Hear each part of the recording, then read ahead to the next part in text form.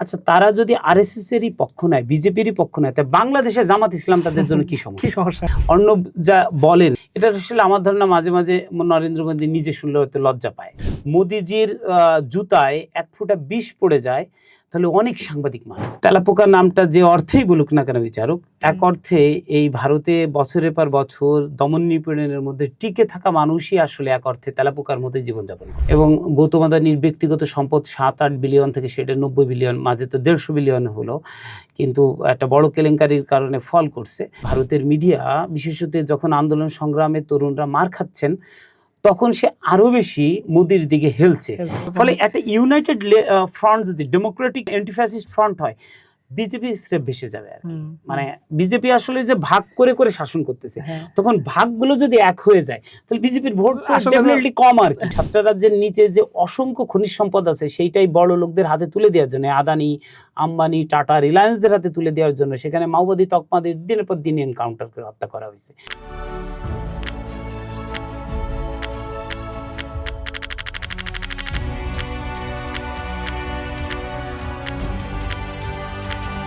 দর্শক, আমরা দেখছি ভারতের পরিস্থিতি উত্তপ্ত হয়ে উঠছে এবং এইটা শুধু ভারতেই না, আমাদের এই অঞ্চলের সমগ্র মিডিয়াগুলোতেই আলোচনার কেন্দ্রবিন্দুতে চলে আসছে।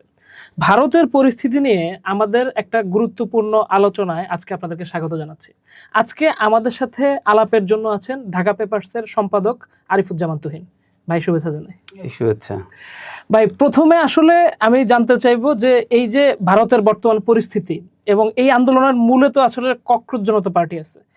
এই যে ককরোচ জনতা পার্টি, আমরা জানি যে একটা এই বিচারকের তুচ্ছ করে বলা একটা কমেন্ট থেকে হইলো, তো আসলে কি শুধু এইটার গোড়া, নাকি এটার আসলে কোনো দীর্ঘ কোনো ব্যাপার স্যাপার আছে? এটা প্রথমত হচ্ছে ভারতে যে এনইটি পরীক্ষার প্রশ্নপত্র ফাঁস হলো, প্রশ্নপত্র ফাঁস হওয়ার পরে কিন্তু দেখা যাচ্ছে যে বেশ কয়েকজন মানুষ আত্মহত্যাও করছে তারা। কিন্তু ভারতের হাইকোর্টের যে আলোচনা, বিচারকরা যখন বললেন যে এরা আসলে তেলাপোকা, তখন প্রথমেই ক্ষোভটা আসলে আমরা বাইরে দেখলাম আর কি। কিন্তু তেলাপোকা শব্দটা আমার কাছে খুব সিগনিফিকেন্ট মনে হয়। সিগনিফিকেন্ট মনে হয় এই কারণে, উনি তুচ্ছ-তাচ্ছিল্য করার জন্য বিচারক এটা বলছেন।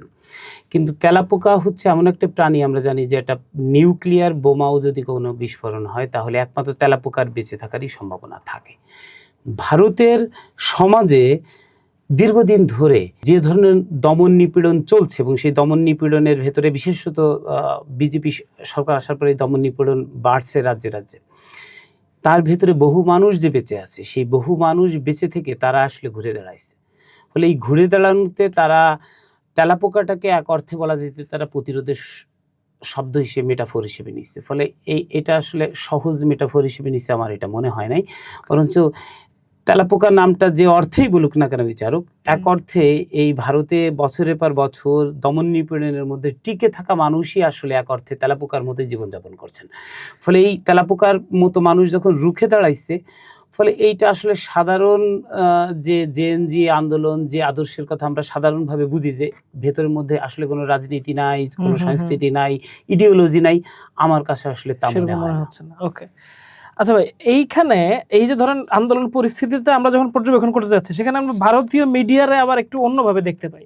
মানে এইটা আমার মনে হয় আমরা জুলাইয়ের সময়, আমাদের এখানে জুলাই অভ্যুত্থানের সময় আমরা খুব ভালো করে লক্ষ্য করছি যে সারা বিশ্বের মিডিয়াতে বাংলাদেশের খবরগুলো কিভাবে আসতেছে আর ভারতের মিডিয়াতে কিভাবে আসতেছে, এবং ওইটা থেকেই পরবর্তীতে এখন আমরা এই আন্দোলনের সময় ভারতের নিজের পেটের আন্দোলনে আমরা দেখতেছি যে কি ভারতের মিডিয়ার এক ধরনের সরকারকে প্রোটেক্ট করার টেন্ডেন্সি, যেইটাকে আমরা আবার অনেক সময় মিডিয়াতে ট্রোল করতে দেখি গদি মিডিয়া বলা হইতেছে।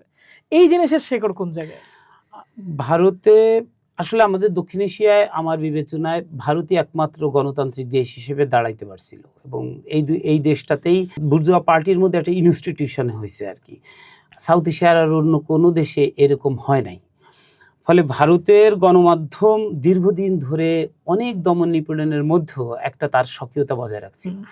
কিন্তু এই বিশেষত 2013-র পরে বিজেপি সরকার যখন ফর্ম করলো, তখন আমরা প্রথমে একটা অদ্ভুত ঘটনা দেখতেছি। সেটা হচ্ছে আদানির উত্থান, অদ্ভুতভাবে উত্থান, এবং গৌতম আদানির ব্যক্তিগত সম্পদ 7-8 বিলিয়ন থেকে সেটা 90 বিলিয়ন, মাঝে তো 150 বিলিয়ন হলো, কিন্তু একটা বড় কেলেঙ্কারির কারণে ফল করছে, কিন্তু সেটা 90 বিলিয়ন। তো কি এমন ঘটনা হলো যে মাত্র 10 বছরের মাথায় কোনো একজন মানুষের সম্পদ 7 বিলিয়ন থেকে 150 বিলিয়ন হতে পারে আর কি।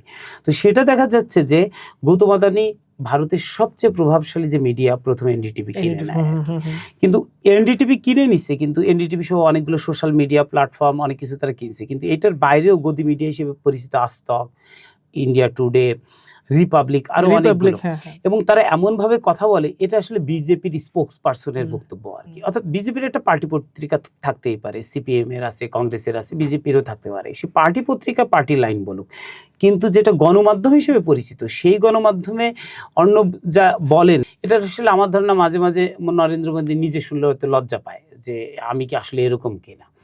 ফলে এই যে অদ্ভুত ঘটনা, যেটা আসলে গত 10 বছরের মধ্যে ভারতের গণমাধ্যম বলা যেতে পারে একদম অবশিষ্ট বলে কিছু নেই। দ্য হিন্দু বহু বছরের একটা প্রগতিশীল প্রোগ্রেসিভ পত্রিকা, কিন্তু সম্প্রতি সেখানেও বোর্ডে অনেক চেঞ্জ আসছে এবং আমরা দেখতেছি সে অনেক ব্যালেন্স করে কথা বলতেছে। কিন্তু এরকম একটা সময় সারা বৈশ্বিকভাবে যেটা আসলে যে আন্দোলন সংগ্রামে যে নিপীড়ন হয়, সেই রাষ্ট্রীয় নিপীড়নের বিরুদ্ধে কিন্তু অবস্থা নেয়। ইভেন মার্কিন যুক্তরাষ্ট্রের পত্রিকা কিন্তু ঘোষণা দিয়ে নির্বাচনের আগে তারা একটা প্রেসিডেন্টের পক্ষে বা বিপক্ষে দাঁড়ায়, সেখানেও কিন্তু এইটার একটা অবস্থা আছে। যেমন নিউ ইয়র্ক টাইমস কিন্তু যখন তুলে নিয়ে আসতেছে হুগো চ্যাভেজকে, সে কিন্তু খুব ক্রিটিক করতেছে যে এটা কিন্তু ঠিক হচ্ছে না। কিন্তু এই ভারতে যে ডেমোক্রেসি তৈরি হয়েছিল গত 10 বছরে, বলা যেতে পারে মোদি আসলে এটাকে তলানিতে নিয়ে গেছে।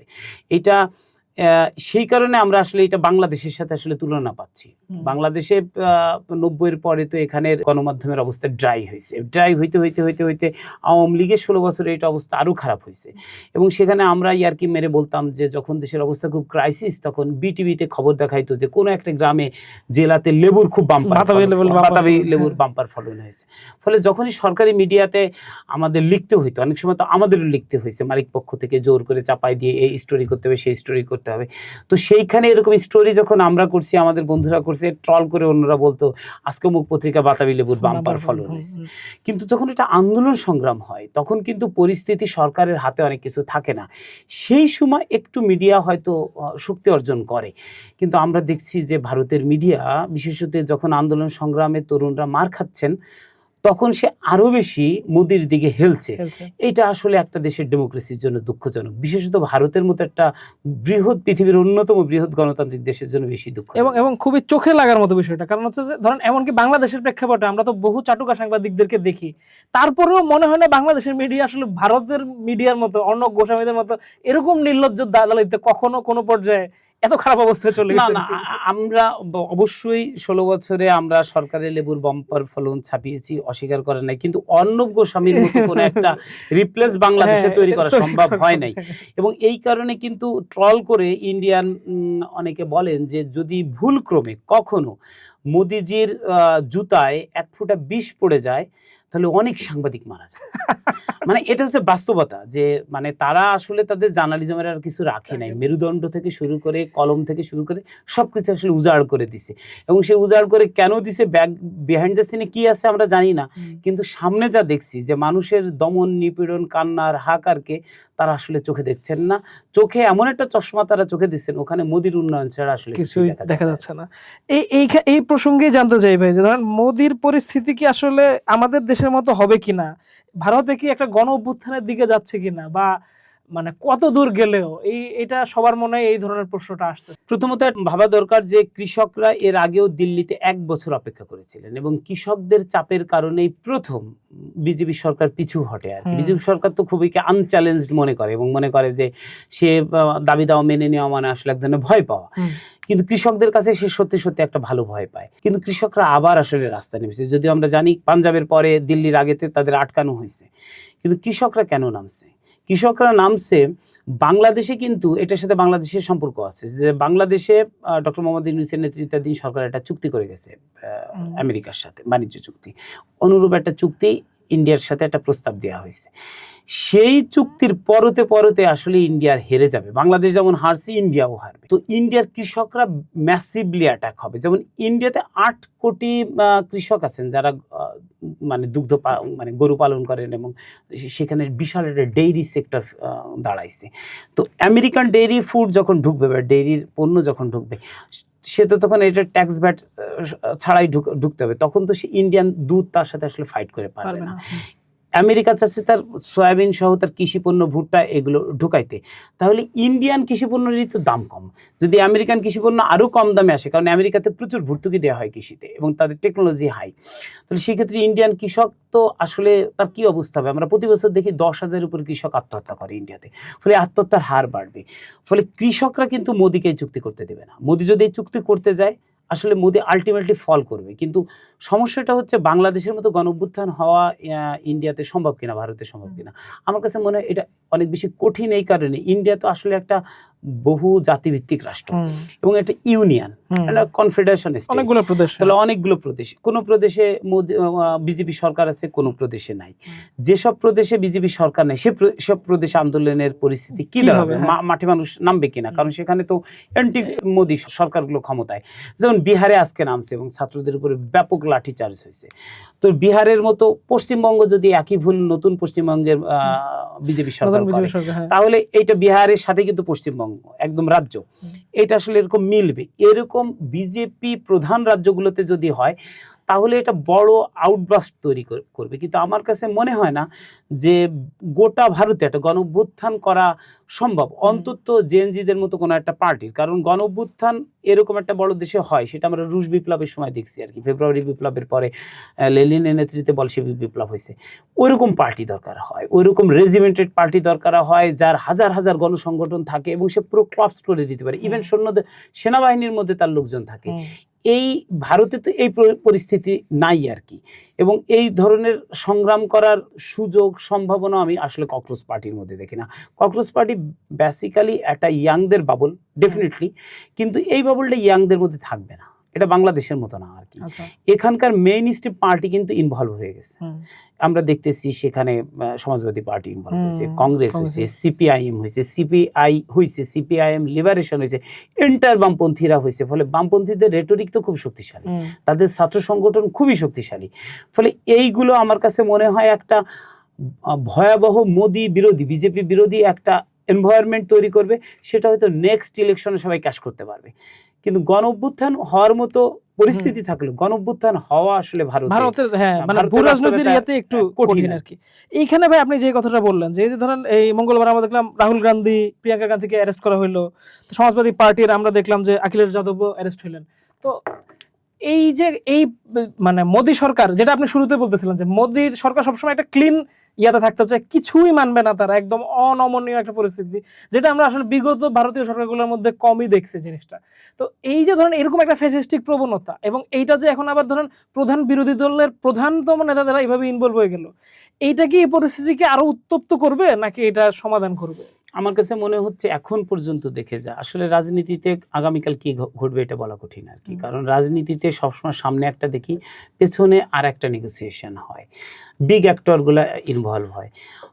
যেটা আমরা দেখতেছি, যদি এটা মাঠের রাজনীতি সত্যি সত্যি এরকম হয়, তাহলে কংগ্রেসের আসলে ব্যাক করার কোনো সুযোগ নাই, সমাজবাদী পার্টির নাই, বামপন্থীদের নাই, ইভেন তৃণমূলকে ভাঙলো। তৃণমূলের অনেক দোষ থাকতে পারে, তৃণমূল পশ্চিমবাংলা বিজেপিকে আনছে এটাও সত্যি, কিন্তু তৃণমূল তো বাস্তবতার মানে পরিস্থিতিতে পড়ে একটা বিজেপি বিরোধী দল, এটা তো মানতে হবে এখনকার বাস্তবতায়। ফলে সেই বিজেপি কিন্তু তৃণমূলের ভেঙে ফেলে তারা তাদের 20 জন সংসদ নিয়ে আলাদা পার্টি বানাইছে।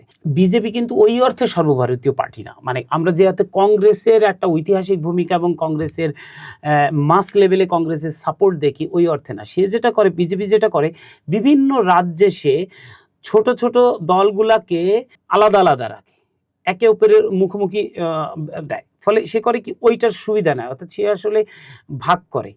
আমরা যেটারে বলি যে ব্রিটিশদের যে নীতি, আসলে সে ভাগ করে করে করে করে সেক্রেটারিয়ান করে সে এটা সুবিধা নেয়। ফলে সে হয়তো ভোট পায় 30-35%, কিন্তু সে 100% মানুষকে শাসন করে। অপোজিশন কিন্তু অধিকাংশ ভোট পায়, কিন্তু অপোজিশন ইউনাইটেড হইতে পারে না। ফলে আমার কাছে মনে হয় এই আন্দোলনের ভেতর দিয়ে বড় পার্টিগুলোকে, বড় ডেমোক্রেটিক পার্টিগুলোর সুযোগ নেই পিছু হটার। তাকে নেক্সট ইলেকশন পর্যন্ত তাকে এই রেসে থাকতে হবে, এই কষ্টের ফাইটটা তাকে করতে হবে। এবং এই কষ্টের ফাইটের সাথে বোঝা যাচ্ছে যেহেতু কৃষকদের সম্পর্ক আছে, ছাত্রদের আছে, শ্রমিকদের আছে, ফলে এইটা আসলে দানা বাঁধবে। এবং এই যে অনৈক্য আছে রাজ্যে রাজ্যে, কংগ্রেসের সাথে সংকট আছে তৃণমূল কংগ্রেসের পশ্চিমবাংলায়, সিপিএম এর আছে, কারণ সিপিএম কে হটাই তৃণমূল কংগ্রেস ক্ষমতায় যায়, ফলে এখানে একটা ঐক্য তৈরি হবে।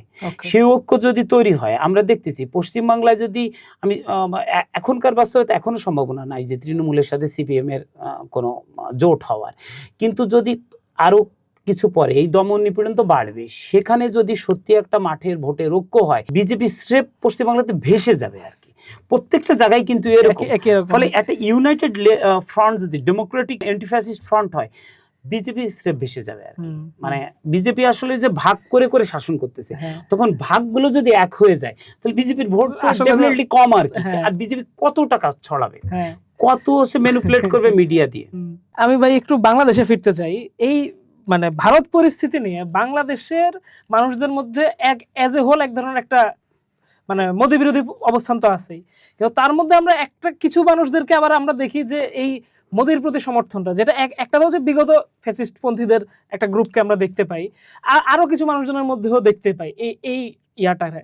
তো এই যে মানে ধরেন যা কিছুই হোক মোদি আমাদেরকে উদ্ধার করবে, এই যে একটা ত্রাতা টাইপের যে টেন্ডেন্সি, এটা কি আসলে আমার কাছে এটা একটা সব বিরোধিতা মনে হয়। প্রথমত হচ্ছে আওয়ামী লীগ বাংলাদেশে বড় ডেমোক্রেটিক পার্টিগুলোর মধ্যে, যদিও সে 16 বছরে ডেমোক্রেটিক ওয়েতে চালায়নি, কিন্তু এটা তো আমাদের স্বীকার করতে হবে যে 1947 সালের মুসলিম লীগের, আওয়ামী মুসলিম লীগ, আওয়ামী লীগ, তারপরে 62 শিক্ষা আন্দোলন, 69 গণঅভ্যুত্থান, 70 নির্বাচন, 71 মুক্তিযুদ্ধ, নানান পর্বের মধ্য দিয়ে আওয়ামী লীগ এখানে একটা বড় শক্তি হিসেবে, বড় দল আর কি।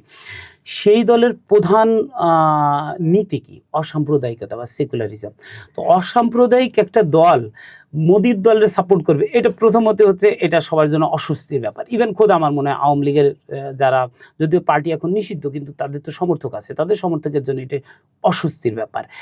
আর কিছু লোকজন যারা আনফর্চুনেটলি কিছু লোকজন যারা খুবই সংখ্যা কম হলেও কিছু লোকজনকে আমরা দেখতেছি সরাসরি মোদির আরএসএস এর পক্ষ নিচ্ছে আর কি। আচ্ছা, তারা যদি আরএসএস এরই পক্ষ নেয়, বিজেপিরই পক্ষ নেয়, তাই বাংলাদেশে জামাত ইসলাম তাদের জন্য কি সমস্যা? মানে জামাত ইসলামের একটা অন্য রূপ, অন্য ধর্মের রূপ তো আসলে বিজেপি আরো ভয়ঙ্করতম রূপ, আরো ভয়ঙ্করতম রূপ আর কি বলা যেতে পারে, আরো ভয়ঙ্করতম। যত কিছুই বলি আমরা, যত কিছু বলি, যতটা রেজিমেন্টেড, ও এখানে আরএসএস বিজেপি যতটা রেজিমেন্টেড, জামাত ইসলাম তো এত রেজিমেন্টেড না, নাহলে তো ফাঁকা মাঠে গোল দিয়ে ফেলতো। এত সহজ না, 160টা 62টা আসনে সে প্রার্থী দিচ্ছে, বেশি প্রার্থী দিতে পারে না।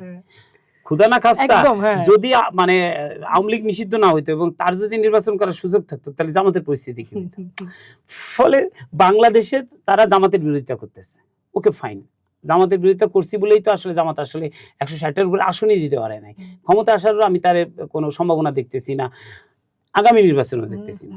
তাহলে বাংলাদেশে জামাত ইসলাম যারা বিরোধিতা করতেছে, তারা কিভাবে আসলে মোদির পক্ষ নেয়, এইটা আমার কাছে খুব রিডিকুলাস মনে হয়। এবং আমি আসলে এটা বুঝে পারি না যে কেন।